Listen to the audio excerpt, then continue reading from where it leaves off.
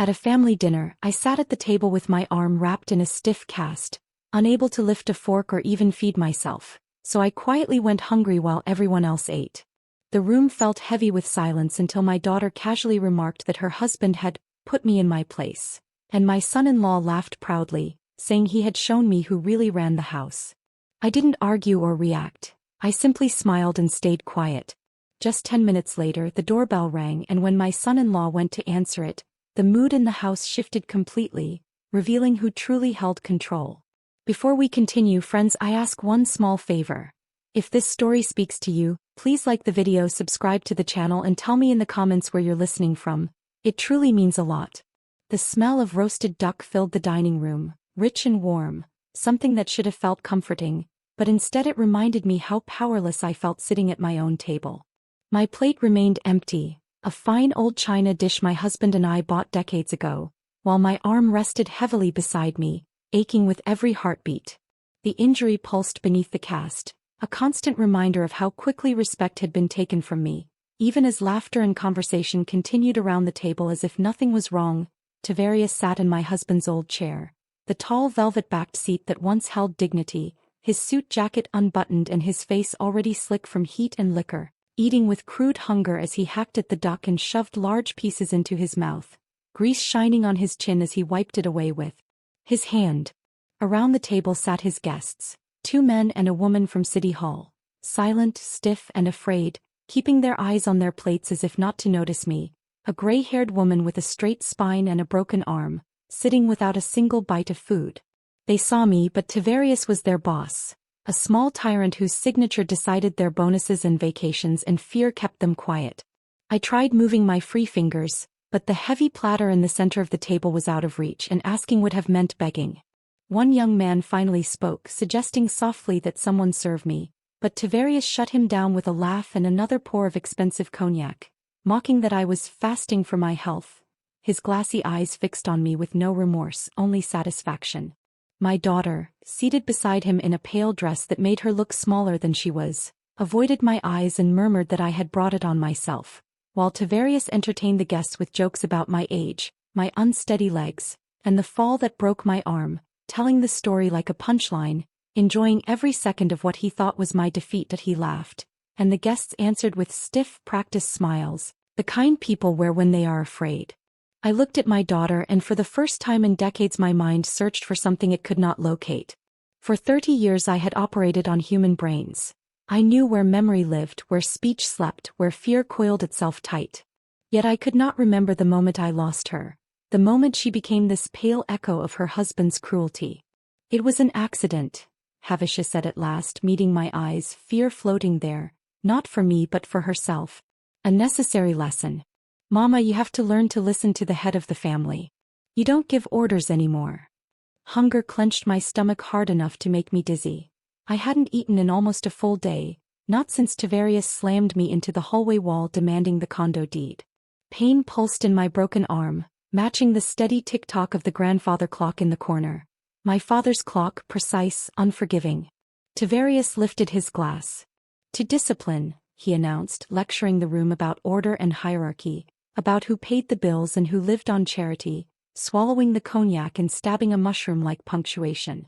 And then something inside me shifted, deep beneath the pain and hunger, resentment crystallized into ice.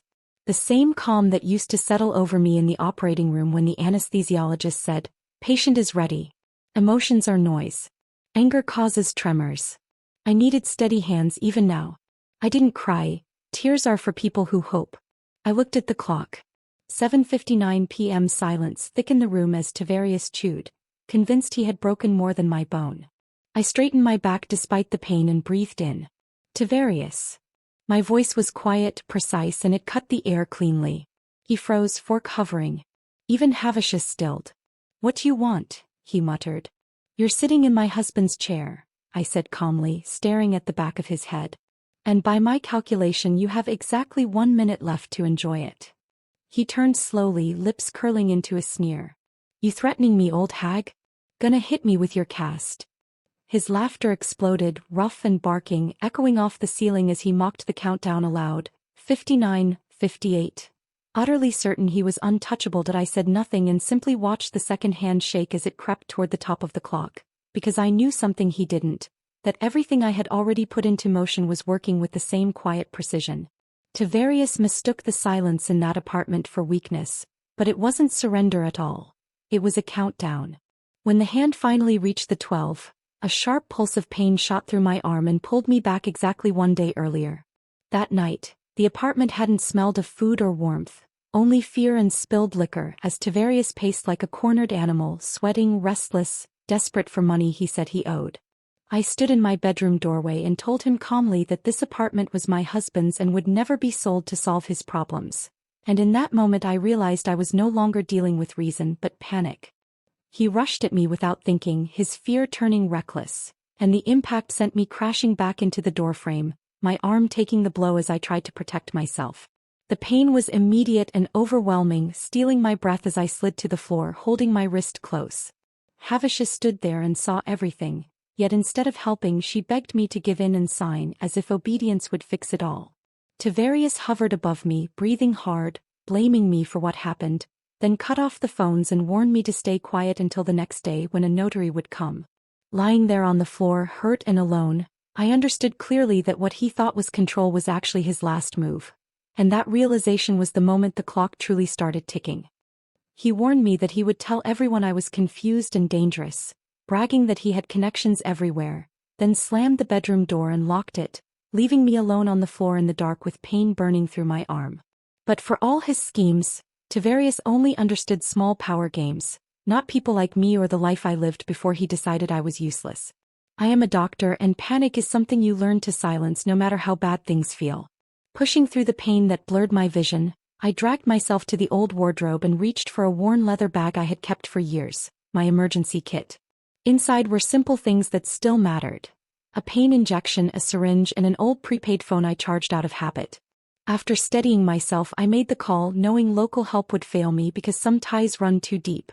I needed someone beyond that circle, someone who answered to duty, not favors. When the calm, steady voice picked up, there were no wasted words, only focus, and I gave the address.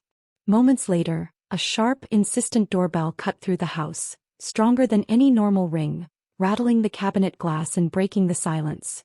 And for the first time that evening, Tavarius's confidence faltered even as he tried to hide it behind a smile that he dabbed his mouth with a napkin and rose unsteadily, smiling wide as he proudly addressed the silent guests, joking about perfect timing and pretending everything was under control.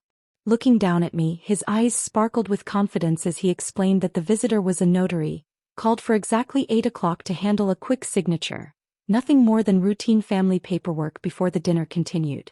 My daughter let out a breath of relief and softly begged me to sign and not cause trouble, but I stayed quiet, gripping the chair with my good hand as adrenaline pushed past the pain. Humming to himself, he wandered down the hall and opened the door with exaggerated cheer, welcoming his guest, and boasting that everything was ready, only to stop mid-sentence in sudden silence. The dining room froze, glasses paused in midair, and everyone sensed something was wrong. Heavy, steady footsteps echoed down the hallway, not the light steps of an office worker but the firm walk of authority. His voice, once loud and smug, shrank into a shaky whisper as he recognized the visitor, addressing him with nervous respect. The name alone stunned the room, belonging to a man powerful enough to shape lives with a single decision. Moments later, 2 figures appeared in the doorway, and without a word spoken, it was clear that the balance of power in that house had just shifted completely. These were no ordinary visitors but solid, imposing men who moved with trained precision, taking silent positions by the doorway and scanning the room with unreadable focus, making it instantly clear they were professional security.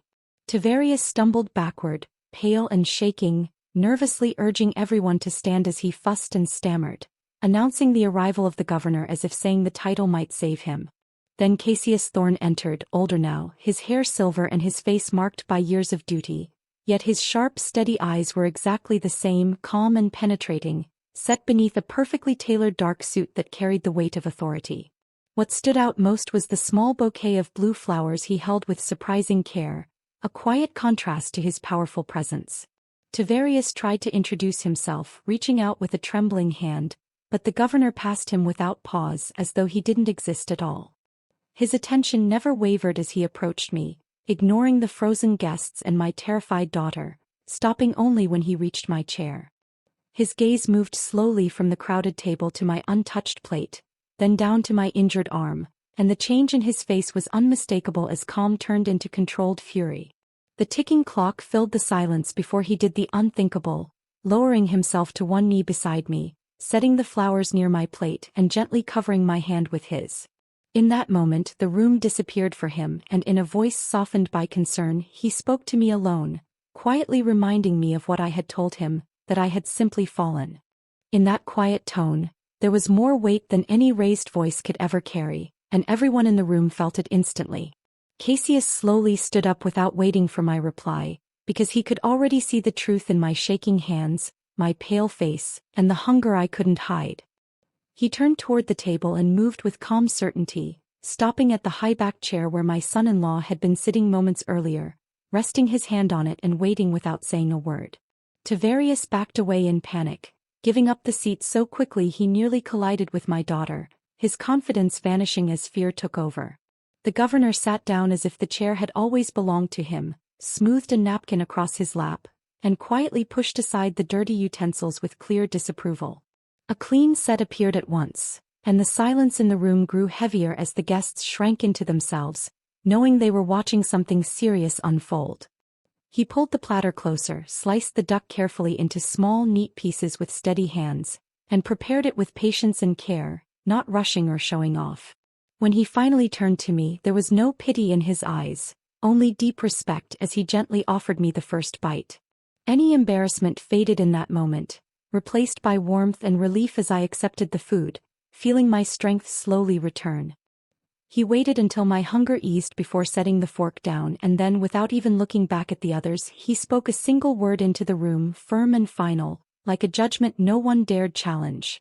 The governor asked his question in a calm, almost casual tone, as if he were discussing everyday matters, but the room immediately felt colder as he asked who was responsible for the lesson Ms. Oilia had received. Tavarius reacted with nervous laughter that sounded forced and shaky, rushing into a messy explanation about family misunderstandings and harmless words taken the wrong way. He tried to step closer, but a guard quietly blocked him, making it clear he would not be allowed to approach. Tavarius pointed at his head and began talking about age, confusion, and clumsiness, claiming I had simply lost my balance, while my daughter quickly nodded along, repeating his story as if rehearsed. He finally settled on a tale about stairs, saying I had fallen at night and refused help, insisting they took wonderful care of me. For a moment he seemed convinced his story would work because it sounded familiar and easy to believe. I finished chewing, felt my strength return, and spoke calmly, pointing out one simple fact. There are no stairs in this condo, not a single step, because everything was designed on one level for my comfort. The silence that followed was heavy and absolute as Tavarius realized his mistake too late, his confidence draining away. The governor slowly lifted his gaze, his expression sharpening as he repeated the word stairs in a low voice, and Tavarius began stumbling over excuses.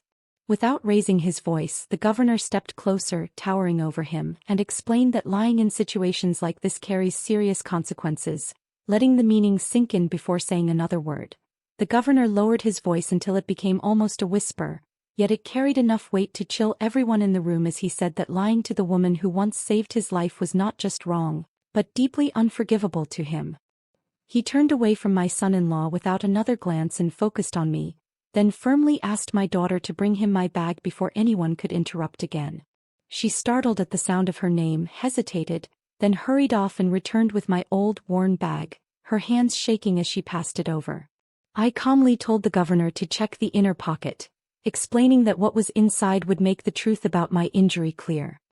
He paused, his hand hovering over the zipper, sensing the importance of that moment, while my son-in-law suddenly tried to regain control, puffing himself up and speaking with forced confidence about titles, stress, and shared responsibility. He waved dismissively in my direction and began spinning a story about age, confusion, and supposed illness, and my daughter quickly joined in, her voice trembling as she accused me of being difficult and dangerous, painting herself as a victim. I listened without reacting, feeling no anger anymore, only a clear, steady awareness, as if observing a case from a distance. While they spoke over each other, offering excuses and blame, the governor never looked at them once. His attention stayed on me alone, waiting quietly, patiently for the truth to be spoken. I broke the silence by calling my daughter's name, and the room became so still that even the soft rustle of clothing sounded loud. "Take the envelope out of the bag, the one you saw this morning but were too afraid to touch."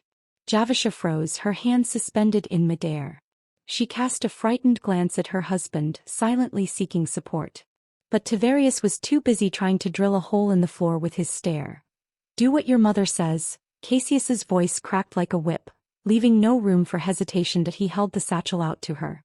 Trembling, Javisha unzipped it and fumbled inside, pulling out a thick yellow envelope. The sound of the paper sliding free seemed deafening in the oppressive silence. "What is that?" Tavarius asked nervously, sweat rolling down his temple. "A note from the psych ward, proof of her insanity," he added, forcing a laugh. "Give it here." Cassius took the envelope gently from her limp hands. He did not tear it open carelessly. From inside he removed a black and gray sheet of X-ray film. Without a light box, he held it high above his head, letting the crystal chandelier refract light through it. The fracture in my radius was stark, a jagged line slicing through bone, impossibly clear against the dark background. Tavarius snorted, trying to recover some pride. "Well, see. Fell just like I said. Typical fall trauma." Cassius lowered the film slowly, turning his gaze on Tavarius. "Not as a bureaucrat, not as a man, but as a target." "I served 2 tours in the desert, Tavarius," the governor said, his voice icy as a grave. "I've seen men fall from trucks, roofs, cliffs. When a person falls, their hands go forward, palms down. The wrist absorbs the impact, causing a fracture." He tapped the film, pointing at the jagged line along the middle third of the forearm. Then he stepped forward. Tavarius pressed back against the china cabinet, rattling the dishes in his panic. "This," Cassius continued, his eyes cold, "is a diaphyseal fracture of the radius. It happens only in one scenario, when someone raises their arm to block a blow from above. A pipe, a bat, or a very heavy fist." Tavarius opened his mouth, but no sound came out. His lie had collapsed under the brutal, unflinching anatomy of violence. "This is a defensive fracture," Cassius declared, tossing the X-ray onto the table, where it landed in the potato salad with a sharp slap. She did not fall. She was defending herself. He turned to his head of security, a tall man with a stone face. "Major," he commanded, his tone brooking no argument. "Call the DA. I want a full audit of the deputy director's activities. Every contract, every signature, every taxpayer dollar for the last 5 years. Start with his personal accounts." "Yes, sir," the major replied, drawing a radio from his vest and issuing the orders. "When do we start?" Cassius's gaze locked on Tavarius, sliding down the wall, chest heaving. "5 minutes ago," he said, and the words struck like lightning. "An audit, every account exposed, the collapse of a house of bribes and petty theft." Tavarius exploded, veins bulging, face purple, screaming about rights and ownership, lunging toward me in a combustible mix of alcohol and panic, only to collide with Cassius Thorne, who rose calmly to his full height, broad shoulders squared, radiating an immovable authority that froze Tavarius mid-step. The guests shrank into invisibility, Javisha shrieked, and the guards tensed, but none moved.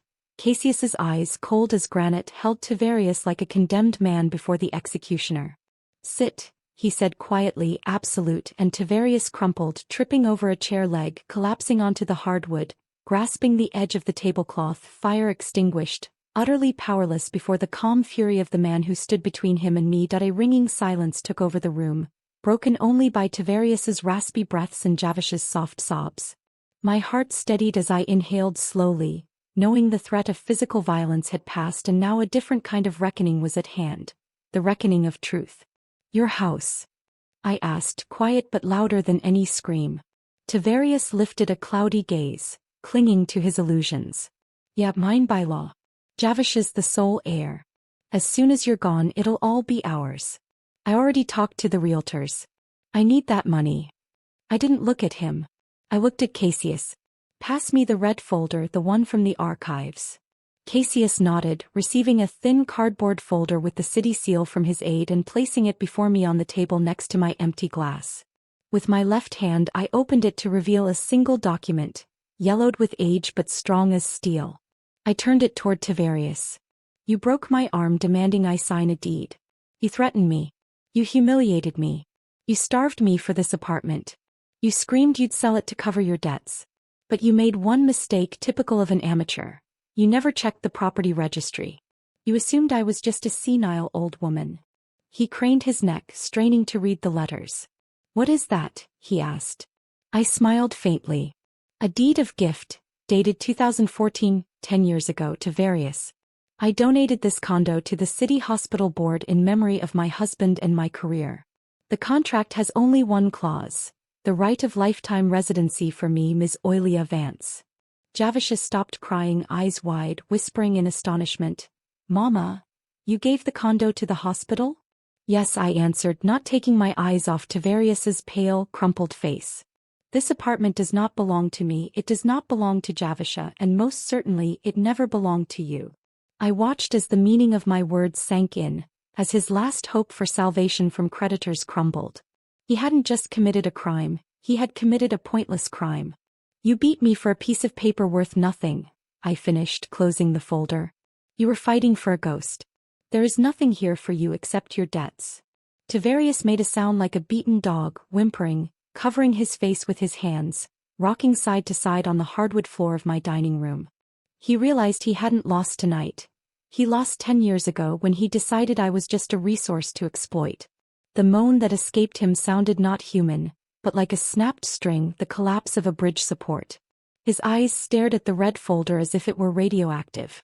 All his arrogance, all his puffed-up importance evaporated, leaving only sticky animal fear.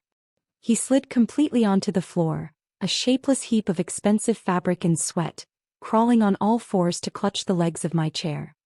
His fingers left wet streaks on the wood as he tried to reach the hem of my dress to kiss it, but I pulled back in disgust. Mazilia, Mama, he whimpered, tears and snot streaking his crimson face. Forgive me, for God's sake. Forgive me. I didn't know. I really didn't know. It's all nerves. The job, you know, my job. They'll kill me, Mama, he whispered, voice breaking. The people I owe. If I don't pay tomorrow, they'll cut me into pieces. I don't have the money. But I hoped. Mama, save me. Ask Governor Thorne. Let him give me an extension. Let him help. I'll work it all off. I'll wash your feet. It was revolting. The man who an hour ago had called me an old nag and laughed at my pain was now groveling at my feet, ready to lick my shoes. I looked at the top of his head, thinning hair matted with sweat, and felt nothing but nausea, as if I had stepped in mud. It wasn't me, he suddenly shrieked, grasping for an excuse. It's all her. It's Javisha. He pointed a trembling finger at his wife without turning. She wound me up. She said, Mother is old. She doesn't need the apartment. Let's sell. Let's invest. She wanted money for a new car. I just wanted peace in the family. Mama, believe me. Something clattered in the room. Javisha had dropped her fork.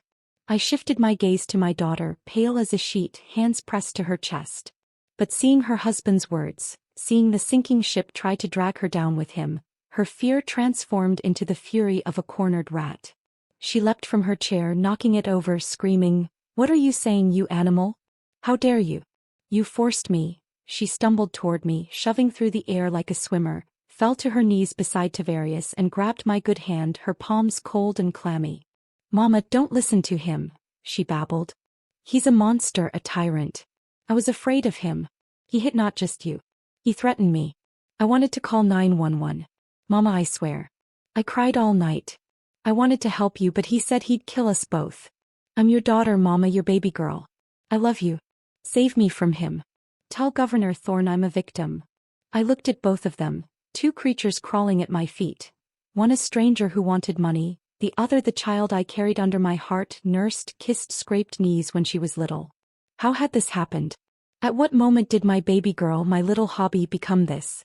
I gently but firmly pulled my hand from her grasping fingers. The pain in my broken bone throbbed, keeping me tethered to reality, refusing sentimentality. Kvitsia, I said quietly.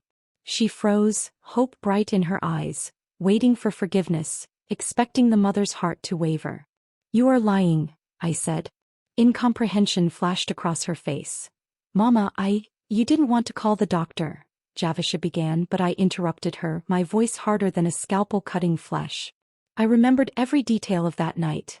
Lying in the hallway moaning in pain, Tavarius in the kitchen drinking water, and you? I leaned closer, staring into her dilated pupils. You stood over me. You weren't crying. You leaned down and hissed in my face, "Shut up, old fool. Shut up. The neighbors will hear. You're embarrassing us." Javisha recoiled as if slapped, words stuck in her throat, her face pale, shame washing over her only partially. You weren't scared for me, I continued ruthlessly. You were scared of scandal, scared the neighbors would call the cops, and that would hurt Tavarius's career and therefore your lifestyle. You chose comfort, Javisha, not your mother. She lowered her head, silent. A short, sharp vibration buzzed across the polished table. Everyone flinched except Governor Thorne, who calmly pulled a smartphone from his jacket pocket, its cold blue screen reflecting in his dispassionate eyes. He swiped through a message, a corner of his mouth twitching ever so slightly, a smile not of joy, but of a surgeon confirming a terminal diagnosis. The audit moves fast, he said dryly, not looking up.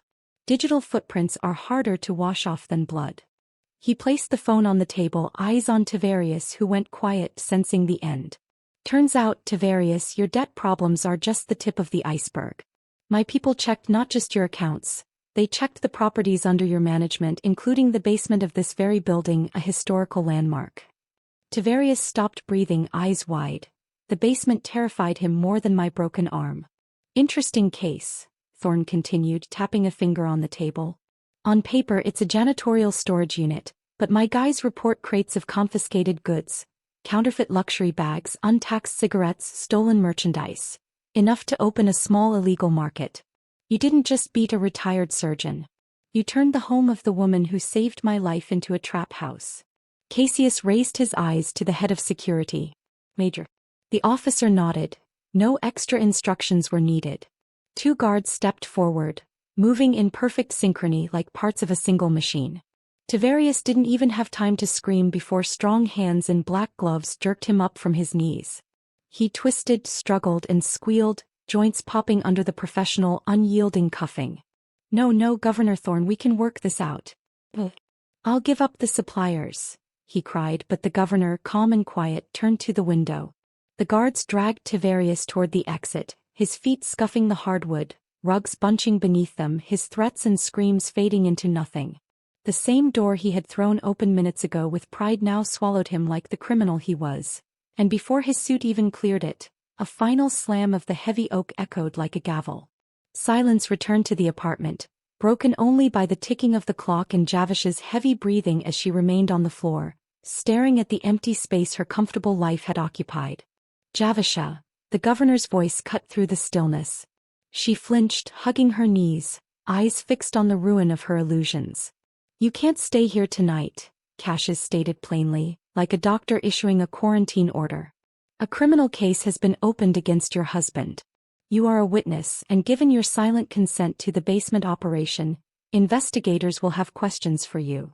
She raised her eyes slowly, emptiness replacing her former arrogance, and whispered, "Where do I go?" "Pack your things," Cassius replied without looking at her. "Take the essentials. My driver will take you to a hotel. While the investigation is ongoing, you are forbidden from approaching Ms. Oilia."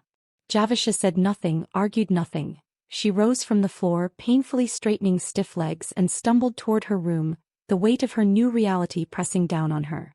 10 minutes later she emerged with a small gym bag, pausing in the dining room doorway to look at me.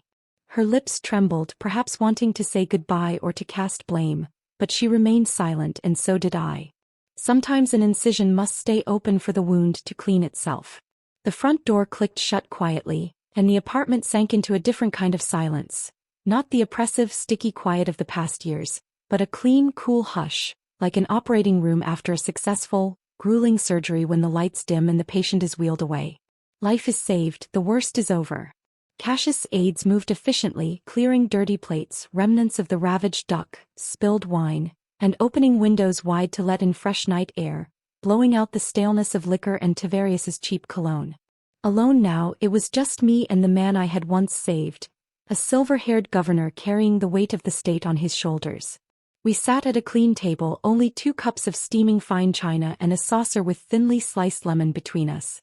The tea was strong amber-colored. My right arm, encased in a cast, rested on my lap, pain dull and throbbing, a reminder of the evening's price. But this was the pain of healing, not destruction. I felt astonishingly light, as if a leaden burden I had carried for years had lifted from me. Cassius sipped his tea, eyes on me, and asked softly, "Miss Oilia, do you need anything? I can send a nurse, arrange transfer to the best suite, money, medicine, security, just say the word." I looked at him, seeing a genuine willingness to turn the world upside down for me, but I needed nothing of the world. I needed myself. My gaze fell on a small plate at the center of the table, the only untouched remnant of the barbaric feast. A slice of red velvet cake, deep crimson layers swathed in thick cream cheese frosting, standing like a miniature monument with a silver dessert fork beside it. "Just one thing, Cassius," I said, smiling truly for the first time that evening. The governor tensed, ready to fulfill any request. "The fork?" he asked, bewildered. "Just slide it over to me," I said. Cassius, still uncertain, carefully nudged the saucer with the cake and fork toward me. I looked at my plastered right arm, useless, immobile, the very limb Terius had mocked as incapable of feeding me, and slowly, deliberately lifted my left hand, the non-dominant one. My fingers trembled with age and stress, but I willed them to obey. I picked up the silver fork. It rested in my palm, strangely uncomfortable yet firm. Tavarius had said I couldn't hold it, that I was helpless, that without him I'd starve in front of a full plate. I looked at Cassius. I needed to prove him wrong. Even if he didn't see it, I needed to prove it to myself. I lowered the fork into the cake with my left hand, awkwardly but decisively broke off a piece and brought it to my mouth. The frosting was sweet, the cake melted on my tongue, and it was the most delicious cake of my life because I was eating it myself in my house at my table without fear. "I am not helpless, Cassius," I said, swallowing the bite and feeling strength return to me. "I'm a surgeon. I was just waiting for the necessity of the operation to mature." I set the fork down and looked out the dark window at the lights of the big city. Sometimes, for an organism to survive, you have to amputate the infected part, even if it hurts, even if it's family. I had been waiting for the right assistant to cut out the rot. Governor Thorne silently covered my good hand with his palm. We drank tea together, and my husband's clock ticked away the first moments of my new free life. Tick-tock, tick-tock. My dear listeners, that brings us to the end of Oilia Vance's story. A story about how long a strong woman can endure, and how terrible retribution can be when the cup of patience overflows. I know many of you have mixed feelings. Some will say, serves them right, they got what they deserved, while others might think, wasn't it too harsh? After all, Havishah is her daughter, her own flesh and blood. But where does family duty end and the right to your own dignity begin? Does a parent have the right to cut off children who have become parasites threatening their life? Oilia made my choice. I chose life. Did you like this story, and which city are you listening from? Let's meet in the comments. If you enjoyed it, you can support me by sending a super thanks so I can keep bringing more stories like this. Thank you for your sweet support. I look forward to your comments. On the screen you'll see 2 new life stories I highly recommend. There's so much more on my channel. Don't forget to subscribe. See you in the next life story. With love and respect from Grandma Life.